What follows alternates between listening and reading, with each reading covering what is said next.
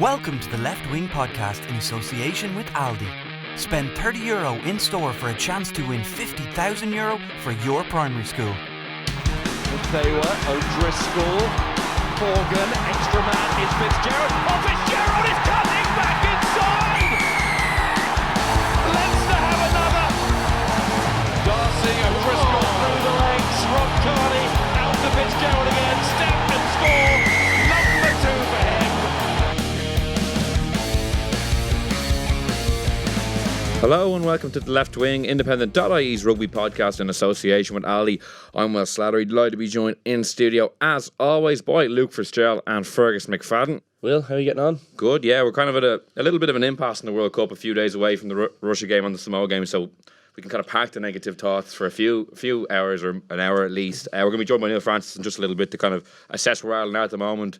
But first, I'm going to talk about your great win last weekend, Fergus, your return to action with Leinster. Did you enjoy it? Certainly did, yeah. Beating a team by 50 points is always nice. We certainly didn't expect that going into the game. But yeah, it was a good, complete team performance. I think some of the younger guys that got their chances really showed up well. So that was really encouraging for us. And a handy try for you in the corner. Didn't have to, I think, a 1 yard. That's it. A 1 yard try in the corner. That's it. Yeah, I don't know if I'll get any easier ones than that. But listen, you got to be in the right place at the right time sometimes as well. Exactly, yeah. Did the Wings practice much with Ross Byrne for those cross kicks? Because it's been such a weapon over the last couple of seasons. I know Adam Byrne, whenever I've seen him play, he seems to always get a couple of good ones. Yeah, exactly. I was actually joking with Ross afterwards because I don't think he's given me one of those. He's given every other winger around 10. So yeah, he put it right on the money, and it was a nice one to get. But yeah, it's a great weapon that he has, and his younger brother certainly has it as well. So it obviously runs in the family. Yeah, and Harry Byrne got a nice try as well. Has the rivalry started behind closed doors already? The next kind of greyed out half rivalry. I don't know. Who knows? I'm sure it's very competitive back in the house. But as I think I said the last day, Ross is obviously a bit of a season campaigner the last few seasons. Stepping up to the mark last year, obviously winning that game against Ulster in the quarter was huge, and just putting big performances together anytime he gets his opportunity. So, I'm excited for Harry coming in at an early age, and he'll just be a great tool for Leinster to have when the likes of Johnny and potentially Ross are away with Ireland. Yeah, look, it's funny, since you retired a bit early, you didn't get to experience maybe what Fergus is, because I was watching the match, listening on the commentary, and everything was prefaced with like veteran Fergus McFadden, or the elder statesman gets over in the corner. It's like as if you were like you were obviously driving that. You were obviously driving that, Will. Yeah. I was feeding the commentator lines. The last day I was in here, you were basically asking me, I'm in an old folks home. I just kind of like, cheers, mate. No, it was more of a stately, dignified Nelson Mandela-esque air. He's a friend of the show. R.I.P. Nelson. All right, I see what's going on here. I see what's happening here. But yeah, it must have been it must be frustrating. You can't hear it at least. No, but you're like, look, the only thing is, there's it's actually great being at that age, because I think you feel like one of the older players in the squad, because I think you can have a massive influence on them, particularly at this kind of time of the year, and you become really, really important. But I also feel like, and for maybe you'll enlighten me a bit, I suppose I only got to 28, but I felt like the older you got, the more you really understood the game. And as you said, for your try, like, you're in the right place at the right time more often than not. I know that's probably a bad example, and we were joking about it, but at the same time, for the rest of the game though, like, it takes, say you come back from an injury, I found that was way easier the older I got. I found like I started reading things in the game kind of a little bit earlier the older I got. Things like that. And you can have a massive impact on the game, I feel like, anyway. Yeah, I think you definitely have knowledge that some younger guys don't have. But on the flip side of that, you probably have half the yard of pace that you had when you're 22 is probably not there as well. So you need to be clever about what you do, the positions you're in defence and attack. So... yeah, I mean, you finished up when you were 28. That was not far off. Like I felt, 27 to 29 was probably a prime time really for I think rugby player. That, in my opinion, that's what it is. And yeah, disappointing for you to finish at that stage, considering I think how much you had left yourself. Yeah. Well, look, sure, it finishes when it finishes. Really, I feel like we haven't mentioned that in quite a while, actually. No. Yeah, usually I get a bit of stick for it, kind of really move on, but. Yeah, like it is. It's a long time ago now. It is a long time ago now. Yeah. Pretty. How many years is it now? It's 3.5, yeah. Is it 3.5? 2016, that final against Connacht was the last game, wasn't it? So Yeah. So maybe not over, not quite 3.5, but yeah. Think of how much the changing room has changed, for where it is right now. Yeah. In terms of Leinster from the. I'd say the transition is quite interesting, is it? Like, how do you mean now? Well, like, do you know when you you get older and there's younger guys? Well, there? like, just even the crack, I'm sure. Like, I always remember, like, and making reference to musicians, and you're like, who's that? Who's that? What movie are you talking about, guys? Who's Tiger? No, I don't know. But like, no, leaving that aside, I do remember, like, we probably were the younger cohort who probably hadn't really experienced maybe the amateur game, whereas a lot of the guys, the older guys, when we first came into the change room, had experienced a bit of that. There was a bit of crack in those guys. There was a few old campaigners who were like Dricko and Mal and all yeah, and like Ronnie McCormack, Blaney, those fellas.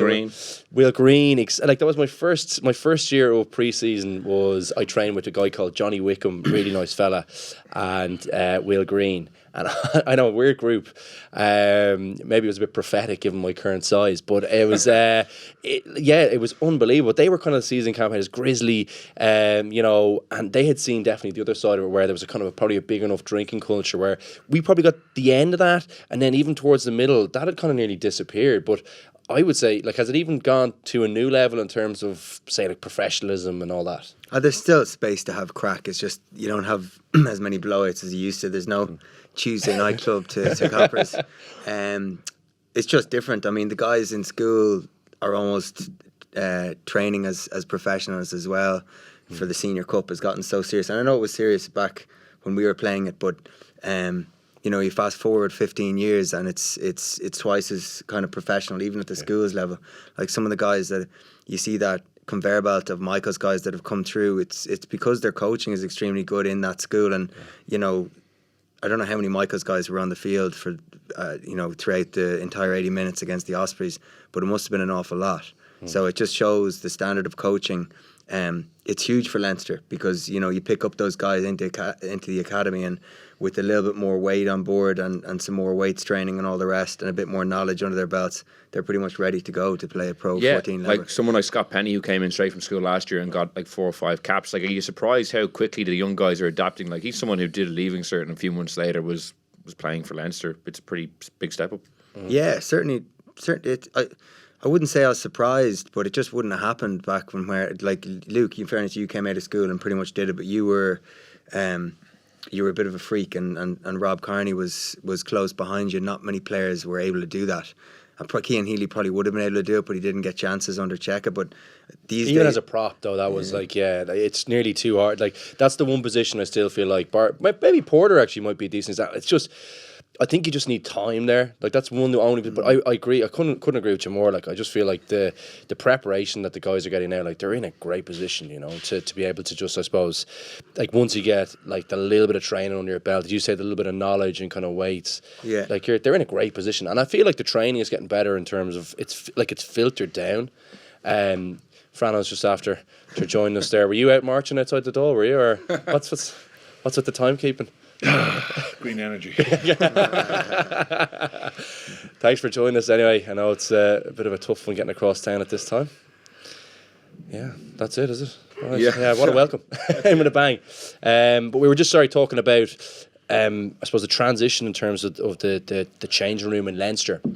And I suppose Fergus has been there 10 years now, and I probably just left just before this new crop have come in. And it's just kind of amazing how many of them hit the ground running, because I suppose the feeling amongst ourselves is that the training is just really, really good, getting better and better. And once they've had that little bit of time to transition in, like, they seem ready to go after like very short periods of time. They're ready to go because they're pros. Like my nephew was playing for Blackrock for whatever length of time, and I was scared at some of the things he had to do to get on the team. 7 o'clock, I wouldn't be able to do that. Still not able to do it, but it looks things. 7 o'clock in the gym, 3 sessions a day, and just their mothers told exactly what to eat. Sure, I mean, it's pretty standard now. So when they go in, like, you see Scott Penny and you see all these guys, and they're just ready-made pros. And there's a few other guys I watched the A side there, and they're all set, all ready to go. It's incredible. No, it is. we'll move on to Ireland's World Cup campaign in just a second with Fergus. One last thing about the Leinster match last weekend that I noticed in the second half.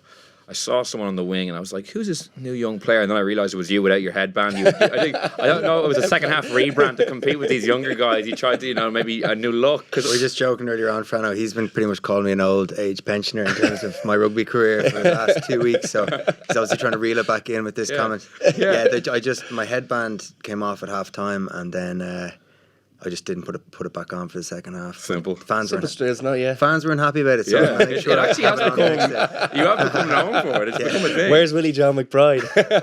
How did it start? Was it the refs looking out for my foul play? Where's your man with the headband? Why did you start it originally? Why did I start it? Yeah, was there any particular reason? Why did you keep it? No, I didn't. I didn't actually. Yeah, I damaged my ear against Cardiff. I think it was in like 2013. In Joe's last year with Leinster, and my ear got ripped off, so it like literally was hanging on by the bottom part of my ear, so I had to get 30 internal and external stitches. So it's quite rigid, so if I get a knock on it, it just splits up there. So to save myself the hassle, I just stick on a headband. X-rated. Yeah, well, I'm sure a question and answer fans were interested, though. The answer, there we are. On that note, we'll move on to, I guess, the World Cup, lads, and we're kind of just past the halfway point, and I guess a lot of things say the same. New Zealand are still the favourites. South Africa are still ominously, building. France are on the verge of another coaching revolt by all accounts. Ireland are coming towards the quarter final, and again, it looks like that might be the summit we can reach this time. But I'll maybe go around and first, like Neil, I know you wrote a piece last week, and it kind of sounded like you thought Ireland are kind of marking time until this quarter final, and that'll be the end of it. Do you still feel that way? I don't write the headlines. So the headline now. The headline was the last line said to get a flight home. So. Yeah. It was in there. I love those ones getting taken out of context. Like. Yeah. No. What's said was meant. It's very hard. Like, I mean, it'd be great if they just came home. If they came home after the Russian game and then suddenly somebody said, "Okay, you have another chance. You can go back out again," and it's very hard. You go on a tour, you go on a Lions tour, you go on a World Cup, and when it's one of these intangibles where you just can't gauge what mood you're going to be in, and I think the scientific, maybe the lads might have a better read on it than me there, but the scientific strength and conditioning element to it, where your strength and conditioning coaches can say, we're going to have the lads primed to be absolutely right by the quarterfinals or by the time our big matches. There's no exact science. You just can't gauge when a team is going to be all ready together. And I'd look at that element of it and say, physical fitness, there's an awful lot more to winning a World Cup or doing well in it than physical fitness. And momentum, morale, confidence, and then just clicking, and players just can't tell you, like, how did you just click? I mean, if you look back to, say, 2018, at the ground when they won the Grand Slam, even something like that first 40 minutes in Twickenham there. I mean, how do they do that? It's just one of these things that you just can't put your sort of finger on it. So they're in a situation where the graph is going in a particular way, and even if they correct it, for the Samoa game, no guarantees that they'll do what a lot of people think they can do, produce, a one-off. So they've got a lot of things wrong, and some of the mistakes they're making, the unforced errors against amateur sides there, is that, we got to ask, is it mirroring something? Like the amount of unforced errors that they've made, simple things, just knock-ons with no pressure. Where's that coming from? And a team of this quality shouldn't be doing that. And if they are going to head towards another quarter-final where there's either an underperformance or a heroic loss, well, that's not what we were promised. And I feel sorry for them because they have a very good chance of doing well. But And when the performance came against Scotland, you just sort of thought, okay, Jesus, he's a genius, you know. So you just it's a roller coaster. You come back from Twickenham, and then suddenly you think, okay, the two Welsh performances were not bad, and then Scotland was pretty good. They were absolutely, you know, very sharp, very focused, knew exactly what they were doing, and then fall off a cliff. Well, one thing Neil said there that I kind of said it to you guys before the show was the preparation physically, because obviously in the last two games in particular against Japan and Russia, they have struggled in the second period. You know, against Japan they didn't score for a full hour. Against Russia they didn't score for half an hour, and they looked a little fatigued. And I know the S&C the Irish team have, you know, expert guys. They went to Portugal for a week of warm weather training to maybe mimic some of the conditions. But do you think it's something there? Is that maybe one of the reasons they haven't hit their straps? Is it some sort of physical conditioning element that they maybe didn't get quite right? Because the conditions are so different to what they're used to. Look, I certainly think that is playing a part, particularly for the unforced errors in that game. I know England really struggled there as well, just with the humidity on the ball. What I would say is there's a few things, like, yes, you can prime people physically and they have a formula that works from a weights perspective, from a fitness perspective, but it's still, like, from Fergus will know this, and Franno I'm sure as well, like, it's very different, like, training to playing a match, regardless of professional or amateur. It doesn't matter. It's really, really difficult and almost impossible to simulate. When I look at the Irish team, I think a few things. I think there's probably some key guys there who've struggled to play, you know, consistently, you know, whether in Irish camp or outside of Irish camp. And that's a challenge, particularly if it's your playmakers, because they're the people who dictate tempo. That's where everyone else gets their depth. The whole team kind of feeds off these people for, I suppose, getting consistency around timing and just delivering on their jobs. So those two guys have been injured for quite a while, and that's a big challenge. There's been lots of turnover there. Even the number 2, Joey Carberry, at the moment, hasn't been getting in there. You know, he's been injured as well. So I think that's a big challenge for them. And I also feel like if you look at the timings of the seasons, they really, really do not suit Northern Hemisphere teams. They just don't suit them, because if you're coming in playing a Super Rugby season and haven't played a rugby championship, you're tapering to go again, which is what you do during the season anyway. That's what when they talk about priming people, it's because they use this system where they'll the sets and the repetitions that you do in the weight room will kind of, you know, diminish, and they get smaller, and it'll be more power focused for when you get closer to games, and there'll be kind of like bigger loads to build up kind of strength reserves and fitness in the earlier parts. And that's what they're talking about, tapering, and that does work, right? But usually you've got a base of rugby playing, like you've played whatever it is, maybe 10 or 15 games that season, or you've played 10 games at least before November internationals. Most guys have played 2 games or 1 game in Johnny Sexton's case. So I think a lot of those things. Wales are in a similar boat. England are in a similar boat. Yeah, but Wales looked out on their feet against Australia in that last 20 minutes as well. So I'm not sure, and we know they're very, very fit. So I think that, you know, is it a case of, you know, the temperature having an impact on, you know, say Wales and Ireland? England haven't looked that way, but they've been on top in lots of the games. Well, France have definitely wilted now. Yeah, but we're not sure if that's the case anyway. But like, look, it seems to be. It's hard to say without, you know, a huge amount of data with any certainty that's definitely what's causing it, the weather. But I would say, if I look at a few things, I would say that could impact the fitness levels. And from a team performance perspective, key guys not being able to play, you know, lots of injuries, you know, those things have a massive impact. Hold on, but look at the guy who has been a constant right now. And if I had a chance from God to get his engine, I just think Ryan.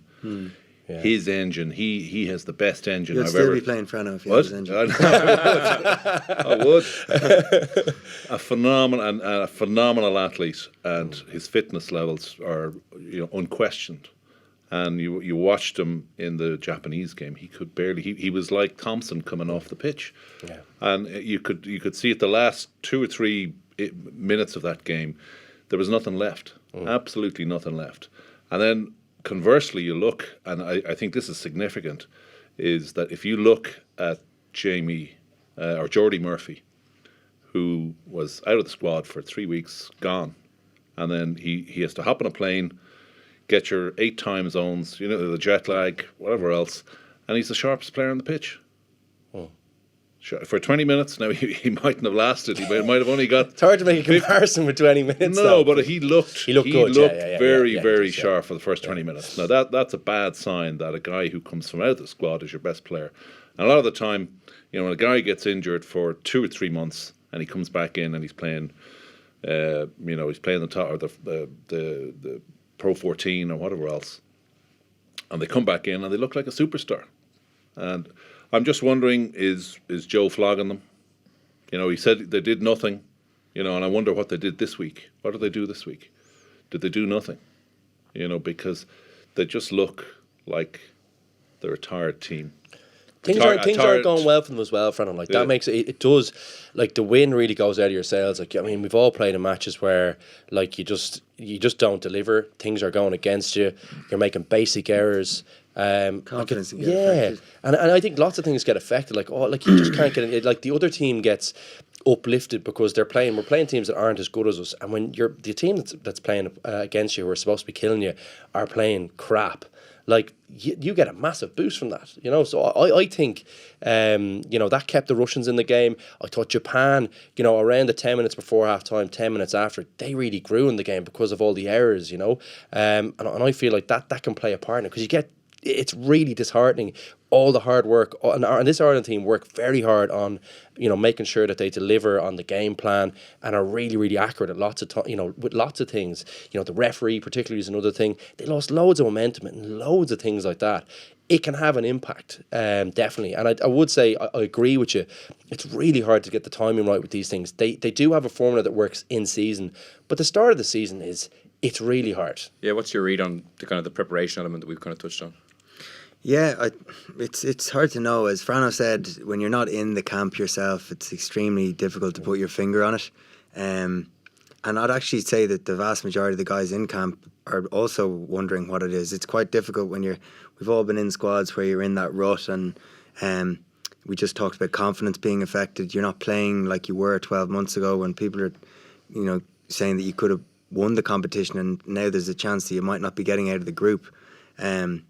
So it's a tough space to be in mentally for the boys because you got to move on very quickly with, after performances at a World Cup as well. And I think Michael Hooper said it after the Welsh game. I think it was he hit the nail on the head in his interview. They lost in that Welsh game and they were obviously would have liked to have won that game to try top the group. But he said, listen, it's a World Cup. He's been into it before. He said it's a World Cup. We're going to just have to dust ourselves off and draw a line in it and move on to the next game. That's what you got to do with these competitions, and that's a fact really. And I think that I hope I just hope the coaching staff with Ireland are doing that for the players, so that, granted, we lose against Japan, no one is expecting that. I'm sure the team certainly didn't, but after that, you're just hoping that once Joe has mentioned a couple of lessons in the video analysis that he wants the guys to learn, that he's then trying to pick their confidence back up again, because time is of the essence when you're over there, and it's key to keep the confidence high. That's an interesting point. It's like Ireland are like a boxer that took a huge punch in the first round, and you're kind of wondering whether they can actually steady their feet and get back to throwing punches themselves. You think back to the Six Nations, that shock defeat to England in the first day. I remember we had a preview, you were in here, and we all thought that Ireland were probably going to beat England and maybe beat them well. They couldn't recover in that Six Nations period. They kind of got worse as it went on. Do you think they can wrestle that back, or is that loss against Japan, even if they do go into the quarterfinal, to lose that momentum, having got it against Scotland, is that going to prove fatal? Yeah, coaches are always and players are always accused of overthinking. Did we underthink? Certainly the England game, because we were so badly outmaneuvered, and outthought. Now, I played against Jamie Joseph, and lovely fella, but not the sharpest. Knife in the drawer. How did they? I mean, they particularly from 50 minutes out. I mean, they had us all ends in tactically. Hopefully he doesn't tune into that. Well, Kane Thompson could be turning up at your doorstep. He looks like a pretty big man. I'm not that sharp, Franno, but I throw a good dig. So, I mean, they have. The more the game came on, the smarter they were. They really were. I mean, quite apart from their commitment and their belief, tactically, They were way ahead. I think Tom Brown is the Tony Brown, yeah. Tony Brown. Brown, yeah. Yeah. I think Tony Brown is the kind of brains behind that Yeah, he's meant to be operation now in excellent, terms of when they were at the Highlanders as well. He supposedly. was due to come over here, I think. That's right. He turned it down. Yeah. He turned it down Yeah. after Matt O'Connor. I'd say he would have had a conversation with Matt. I knew that Matt got the complete shaft. Oh, but it's clear from the way that the Japanese played, though, that they're coached very well. Yeah, You there's know, no doubt that's about not that, just coming from them all being in different clubs and coming together and all of a sudden pulling together. They're drilled very well. Well, they know exactly what that's they're the doing. Sunwolves. That's the Sunwolves team. Exposure to yeah. Well, no, they're all playing together. Yeah. But how do you reconcile a team that has won 6 out of 63 Super 15 games? It's who you're playing against, though. Yeah, Isn't it? They also withdrew like, a lot. Of, do you know what I mean? they Like, withdrew a lot of the Sunwolves players, the guys from the Sunwolves Yeah, team. to train together, and I heard definitely. the story about them having trained the most out of any international team this year. I- That's actually, fine. I've forgotten his name there. Who's the number 6? He played number 8. Leach. No. Oh, Maffey. No. Maffey's very good. The number 6 is it Henzo? Don't know. Sorry, he played 8 in the last game. He Was played it 8 in the against last Samoa? game, yeah, and six against Ireland. He is one of the best players that I've seen. He is a phenomenal player. Leach is outstanding. as Leach, well. good They're player, both very yeah. good. Their back row is serious. Yeah, back row is very Back good. three are good. Make a lot of good decisions. Like they don't, and they they definitely play to their strengths. Like they've figured out what they are, and I thought they were actually quite good at nullifying some of Ireland's things. But what I would say, if you were playing against Ireland, there's probably a few things over the last year, particularly where you'd say, well, look what England did for the high ball. That was a big part of Ireland's game. They just said, right, we're just going to run 3 or 4 lads back there because we know you're not going to run it outside us. What we're going to do is 3 or 4 guys, or probably if it's an open side, 5 guys, but three guys are just going to absolutely leg it at Ireland because they're not going to try anything off that from that ball from 9 to the forwards. They're not going to try it. Yeah, and you can see Ireland teeing up to try and bash through a team. We're not really, but like we can't really bash through other teams at this level, particularly if you double up in the tackle. I'd be hedging my bets in those 2 areas. I was saying Ireland aren't going to do anything different in those areas. If we can stop them there, they can't get out of their half well. We're going to get the ball back. And plus, we know that once they get beyond a few phases, they're probably going to kick it if they can't get by us. So if we can stop them at source, slow down ruck ball, commit an extra guy in early. Like, I think if you look at South Africa, I was confident before, but what they did to New Zealand in that first 20 minutes, if you did that to Ireland, we'd struggle far worse than New Zealand struggled. Sorry, go on. You two guys are sort of wingers there. Just the try that the Japanese scored there. Was there a lack of trust, or were they just out on their feet? I mean, was that a preventable try? Which Oh, one? it's 100% preventable. Yeah, Which one? Fukuoka. Oh, try. sorry, the last try. Japanese against Ireland. Yeah. So the try they scored to kind of go ahead was Yeah. it at the end? Yeah. 3 tries in the 22, or 3 passes in the 20, and a try inside the 22. Should never happen. Yeah. So 9 to 10 and a quick flip on should never happen. The angle of the outside man. So I actually think Conor Murray cut slightly inside, right? He ended up getting onto the right man, but all their angles, you need to start from in the passing channel to slightly outside. So Rob Kearney should have been starting from slightly outside the second last Japanese defender. So basically the pass can't rifle by him because he's in the passing lane, but also he hits the guy man and ball. The angles were all wrong, and also the line speed. Now it wasn't actually all Rob's fault because there was a guy in the inside. I think it was Conor Murray. He drifted slightly, half decided I'm gonna hit this guy, and slipped out onto the right guy late, which dictates where Rob is standing.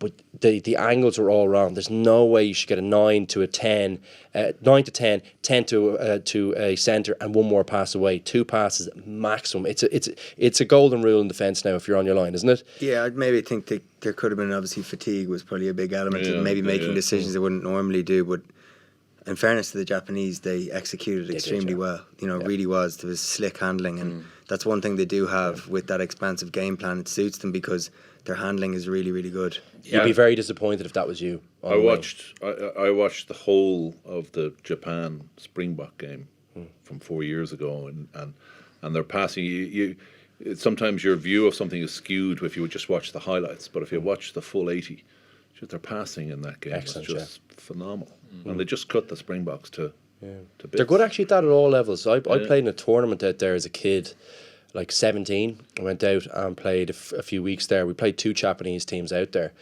they're all like they look. It's great conditions out there most of the time. I know it was difficult in Kobe, but they're very creative. They play a really fast brand. Like that's all the way through the levels. They have, they do. But their handling ability was brilliant. Like we were we beat them well in the end. We were able to kind of squeeze them out of the game and score a few good tries in the end.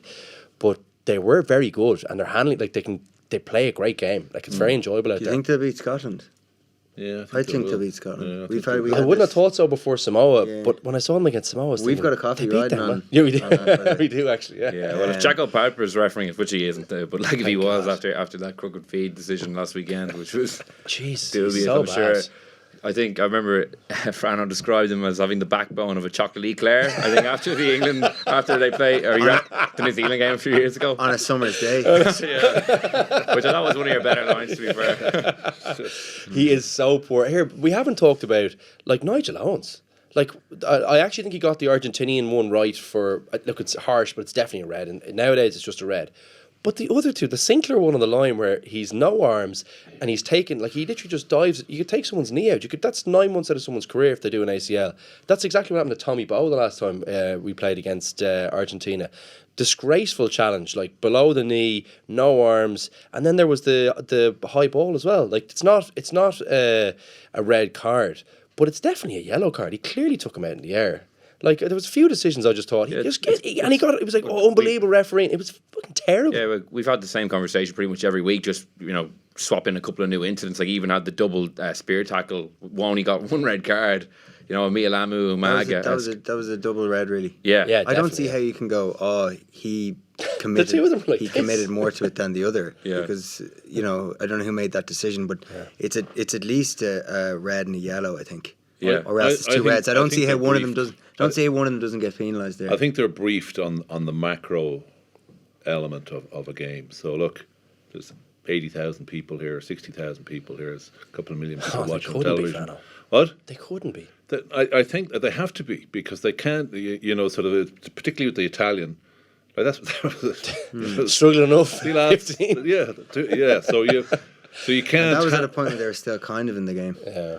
They had a if that- penalty if that is on their goal- South African line, Yeah. and then that's a double spear tackle for Mutin. Why not? Yeah. Like Conor O'Shea, then what he called a cross stupidity afterwards. I think I was even being quite generous. 2 bungalows, yeah. But even if they just they don't seem to have the way about 2 hours before the World Cup starts they release a media statement saying we're going to emphasise this, that, the ruck, Offside. whatever element there.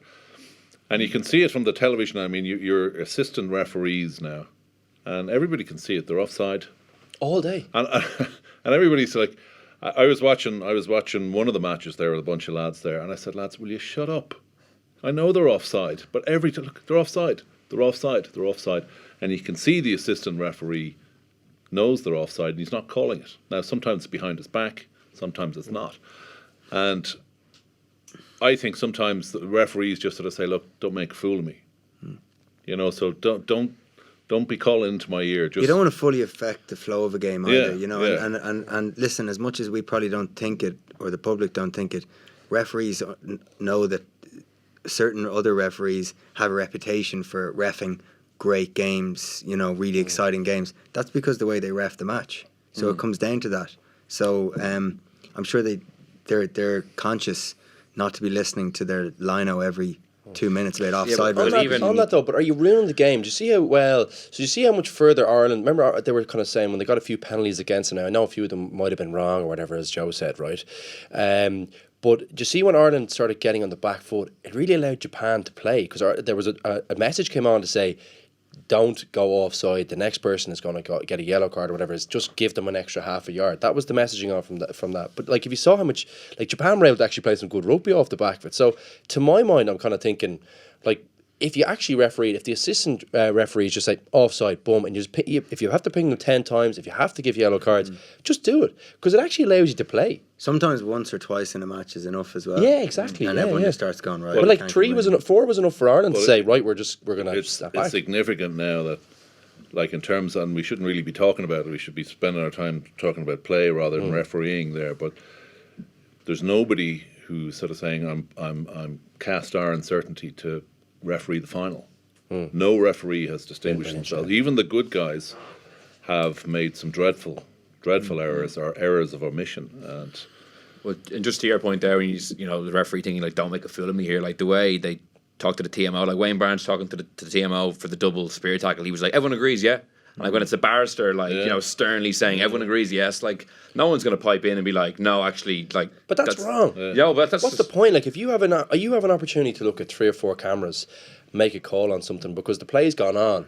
So during that, you're kind of they should be looking back at that. Like you have to have someone who's calm and who's able to like I just think it's so important. I just feel like I hate the way, as you said, we have to talk about this stuff, but I just really feel passionate that it's really ruining the game. Like you just need some strong. I'd respect someone if they pinged you off the park. I'd say, well, they were right. They got the call from the assistant. Like if you're getting it from there, like just go with it. Don't be telling them because there's too much to look at in the game. If you look at what's going on in a ruck now, trying to figure out who's on their feet, is someone on their elbows, did that person come off their feet, what angle did they come in, is that person on the ground holding onto the ball? There's so much to look at in there, and it's happening like that. Like I would much rather my referee had focus on that and had the 2 guys or girls supporting them on the touchline. Like that's what you need. Like, it's too hard to do it otherwise. It's life changing, particularly in a World Cup, and the scale of the decision you have to make. And if you looked in the 2011 World Cup, when in the second half, when basically the Kiwis were choking, and the French suddenly realised we can win this, and Kano, I don't know if you remember it, Kano came in, and there was again about 3 penalties in the space of one minute there, and he was the referee just sort of said, look, that is a penalty. You've just committed a penalty, and there's another one, but I'm actually not going to give it against you, because it's the winning and the losing of the game. And that is just fundamentally against the spirit of the game there, where New Zealand, they were just fanning out and they were offside the whole time, but there were 4 or 5 cast iron penalties and he chose not to give them, and that's a derogation of the game. You just can't do that. And you'll see it now, particularly in the quarterfinals. Now there will be major mistakes made or penalties not given, and particularly to the tier 1 sides. And it happened in England, happened in New Zealand, and it's happened all the way back there, where all the major sides, they always get it, and New Zealand in particular. We could probably discuss referees all night, but just to move back to some of the on-field stuff, or maybe not even on-field per se, but just in terms of Ireland, because one other thing I wanted to get you guys' opinions on, having, especially you two having played under Joe Schmidt, is his decision to announce kind of a year out from the World Cup that he'd be leaving after the World Cup has been also pointed to as maybe one of the reasons why the team, maybe the standards have slightly dropped, because even if it's only a 5% drop because of it, that's huge at this level. Do you think that did have any effect, Joe kind of saying a year ago that he was going to step down? I don't think so. No, I don't think, like, if I was still being, playing under him, it wouldn't come into my psyche, to be honest. I know it's come up a lot and has been brought up a lot in the media, saying, why did he do it? Why didn't he just say nothing until after the World Cup? But I don't know how much of a difference. I don't know if you could excuse some of the underperformances so far to that. We said it at the start, and without repeating myself, it's quite hard to put your finger on, but I don't think the loss against Japan and the mistakes and as you say, the drop in standard against Russia would be connected to that personally. Yeah. But you're like, it's curious timing though, because it's really hard to it's since he's made his announcement has been since but you can't attribute, like, you just cannot attribute something like poor performances to something like that. I would be seriously concerned about people's personalities in that camp and their strength of character if that was a reason why you weren't playing well. Like, what, because you want to impress the coach? Like, who cares about I want to play. Like, you're living your dream at the moment, and this is the biggest stage. If you cannot be motivated to deliver on whatever the plan is, I'd be more concerned about what the plan is than the strategy, rather than who's going or who's leaving. Like, this is the World Cup. Like, forget about all that stuff. What's the plan? Can I deliver? Can I get in the team? What can I do to play better? What can I do to make the team do better? That's all that matters. Who's leaving or going? It's great for us to talk about, but it's a load of garbage. Fly in the ointment there is Andy Farrell's present, and he's going to be the new coach. And suddenly it's not uno duce, uno voce.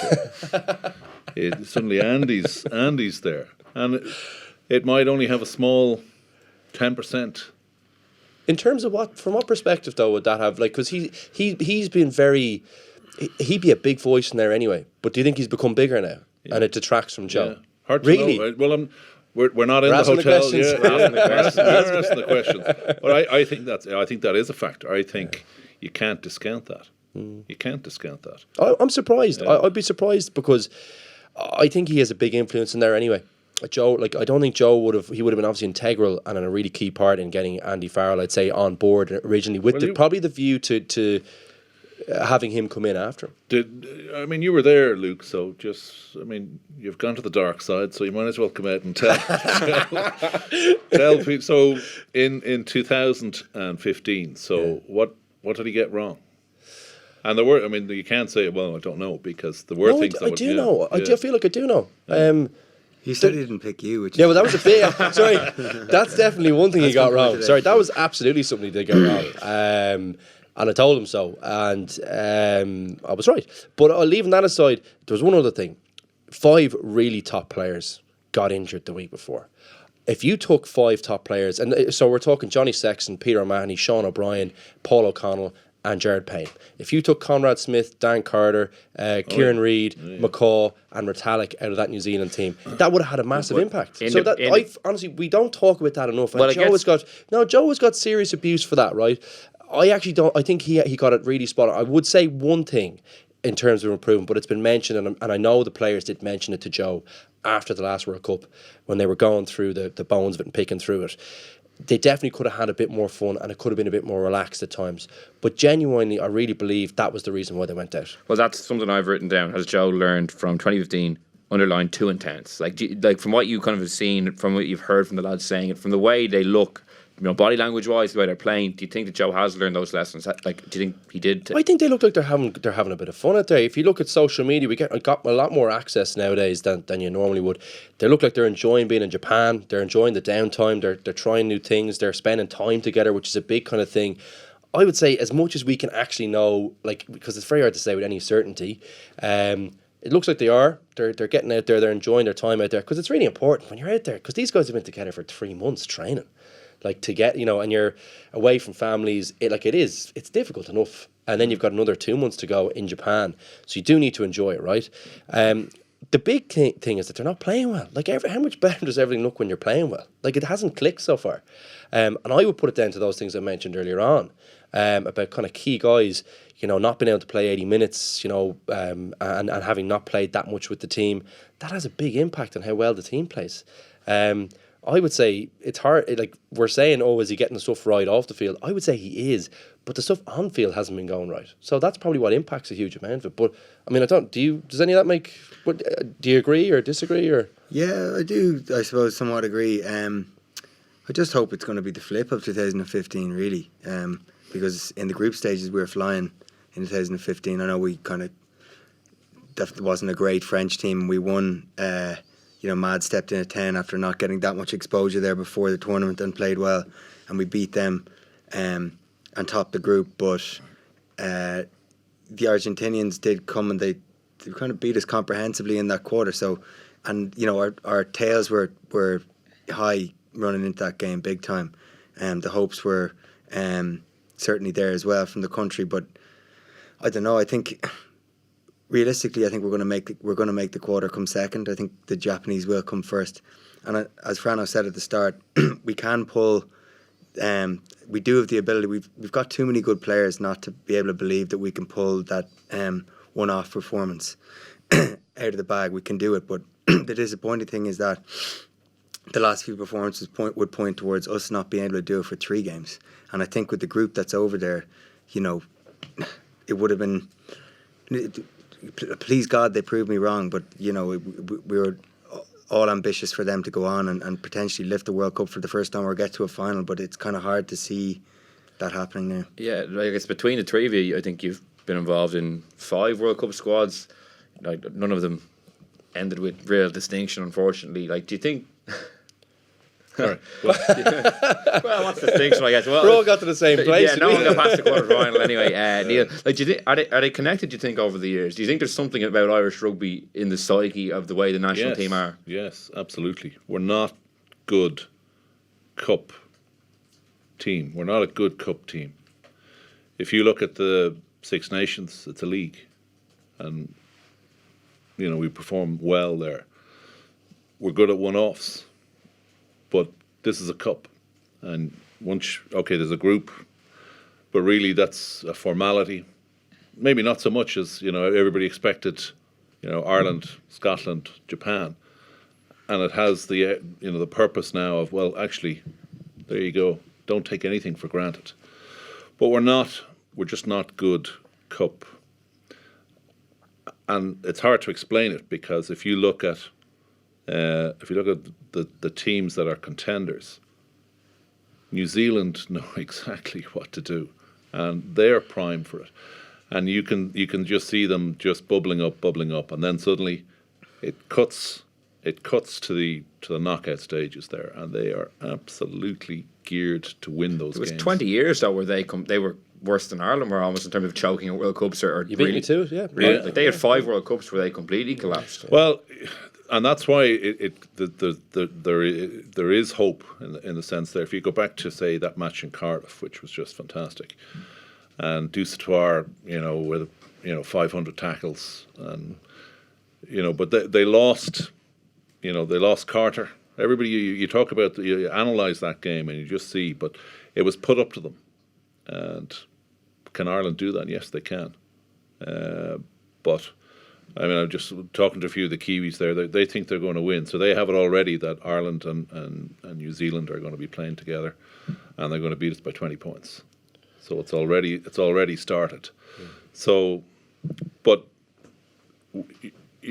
I'd be quite happy, and I put the pen down, and if they won a quarter-final, I'd be happy.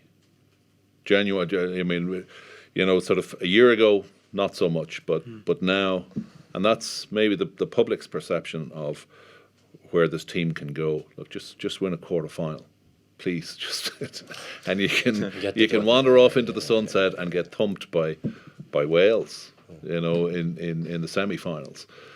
All I want is that the team, that they get to a quarter-final and they max out. They play their best game, and if they're beaten, they're beaten.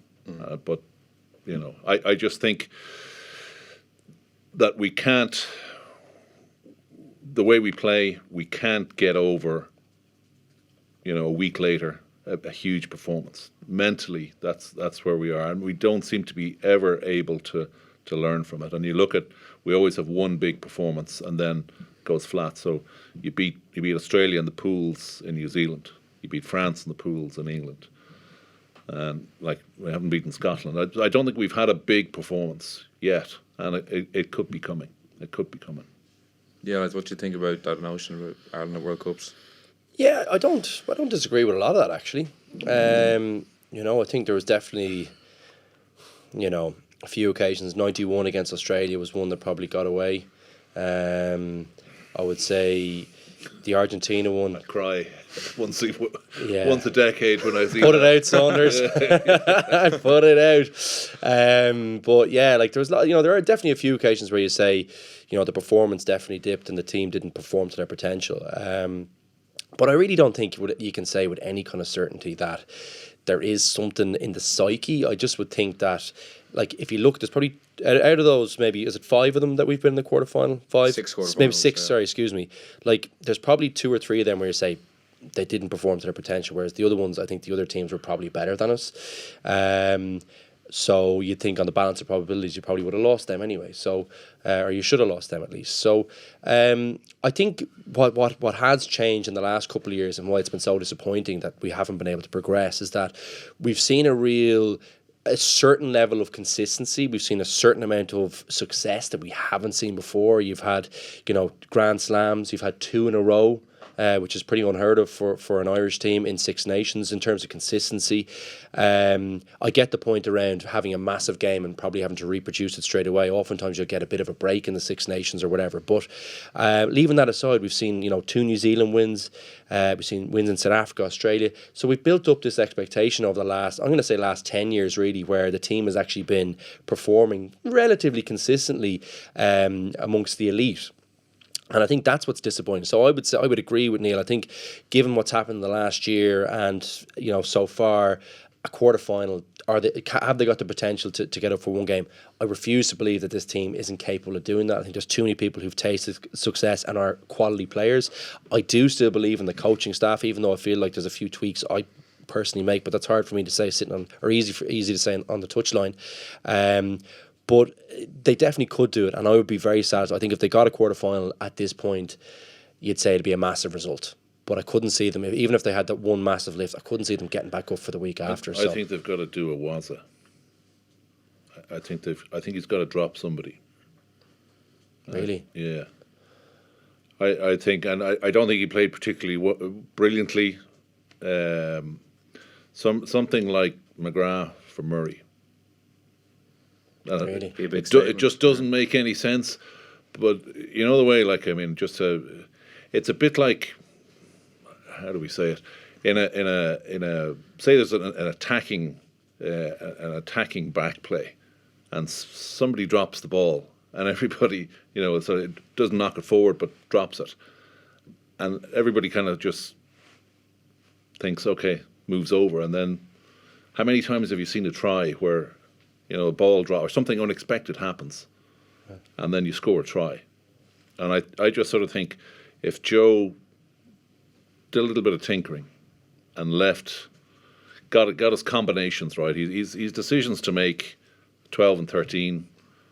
I think he probably has decisions to make at maybe at 9, and his back row. He's got to do something, maybe Ruddock instead of O'Mahony. Just one of these. What about Hooker? What do you think about Hooker? I think I've been banging this drum for a while. I'm pretty sure you know from where I'm standing. Sorry, go on. Yeah, I think he's just too important. So you play him for 40 minutes. I have to say, I thought he was brilliant against Scotland. His best now. I thought he was brilliant against Scotland. In terms of what did he do that was great? In the last 15 minutes, he was still poaching. He was still carrying. Did he get a penalty in the last 15 minutes? He did, yeah. And his darts were good, strong scrummager, but you just know it. Having somebody like him, on the sort of the Wednesday beforehand, dressing room, hotel, and he's in. If he's out, you just don't pay any attention to him. Once you're out, you're gone. What about Scannell or Cronin though? I don't see. So they always the argument always of Cronin is that is the throwing thing.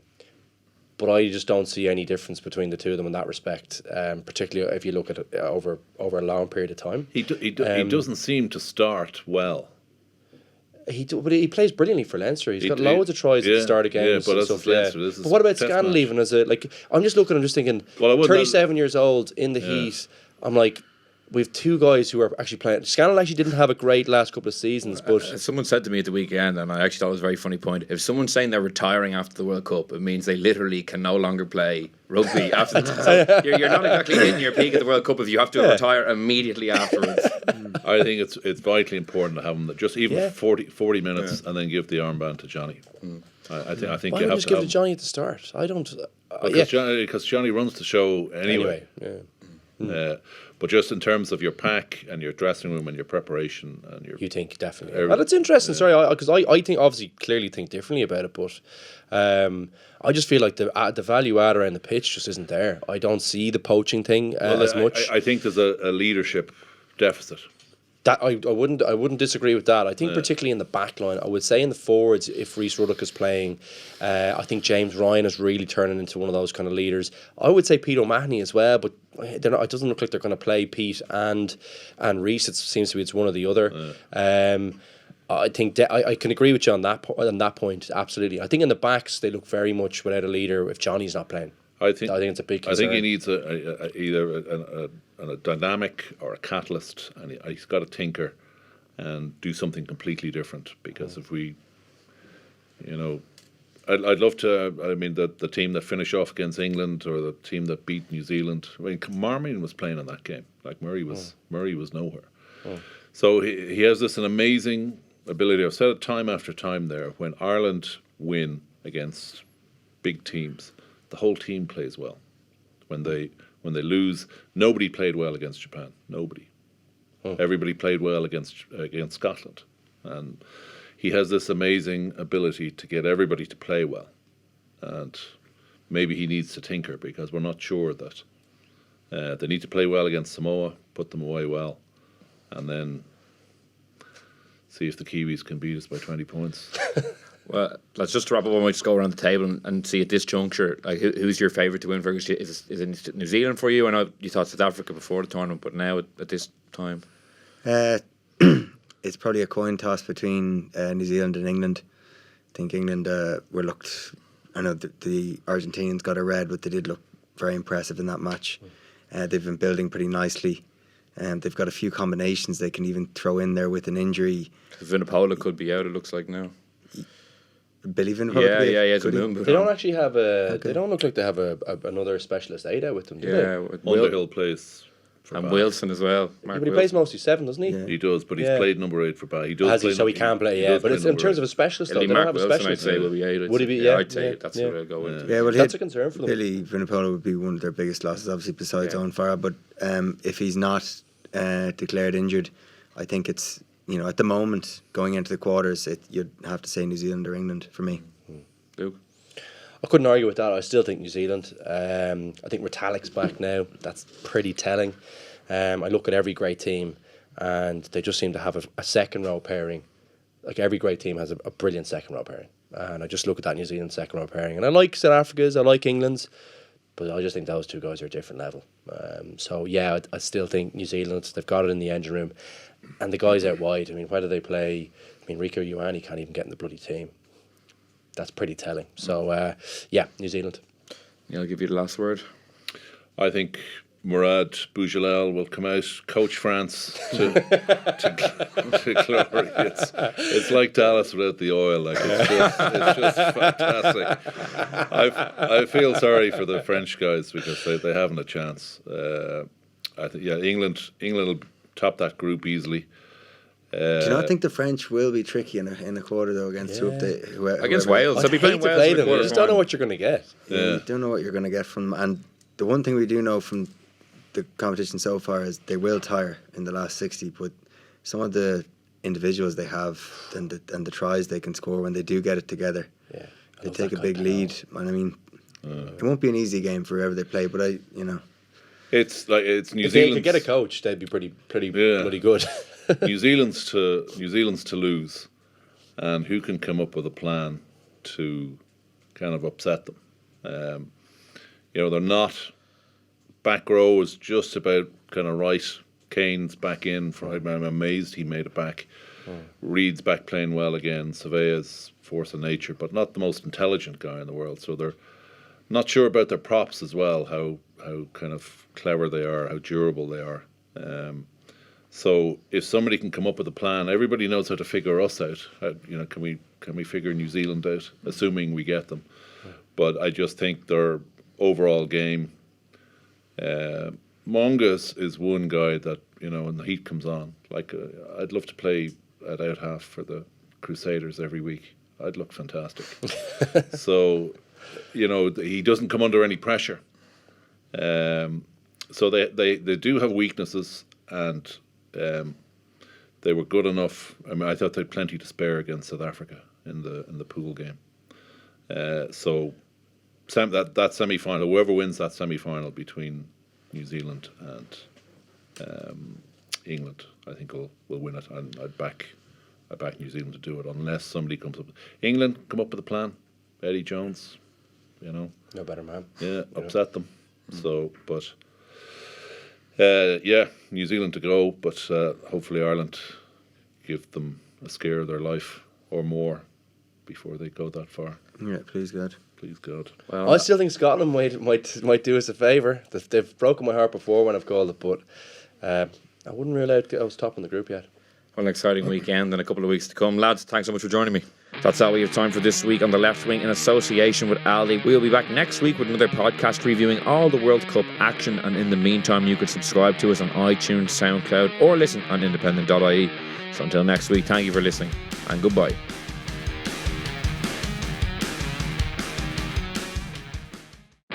the Left Wing podcast in association with Aldi. Spend €30 in store for a chance to win €50,000 for your primary school.